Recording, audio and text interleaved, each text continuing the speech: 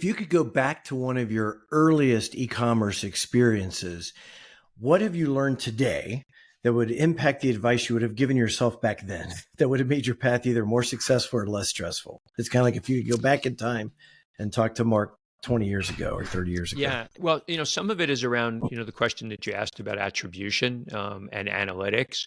I think that, analytics, whether it's attribution or others, analytics is hard.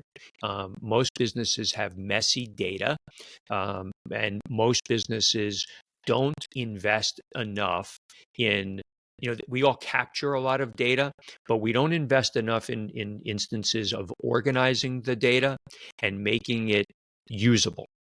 And I think that would be something that I learned from the old catalog days. We didn't invest enough in the organization, and we'll call it the data warehousing. Today it's data lake and all kinds of other terms. But the other part of it, we didn't invest in the people to help us interpret the data. I think that's it's kind of a problem that is not only in data, but in a lot of third-party feature and function that people bring onto a site or into their business.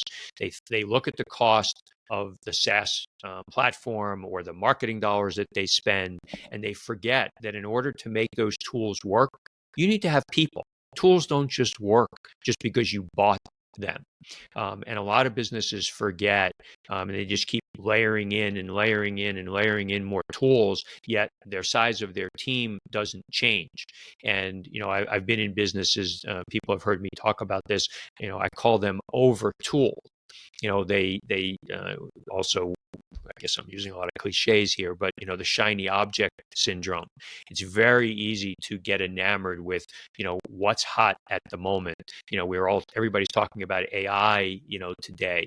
It was search 10 years ago. It was personalization after that, and in a couple of years it'll be something else. But I think it's around what I would have told myself is be prepared to have organized data, be prepared to have people that are going to be able to interpret that data, and don't waste your time on stuff that's nice to know. You almost want to work backwards when you do testing and analysis, and ask yourself, what will I do differently if this is what the result tells me?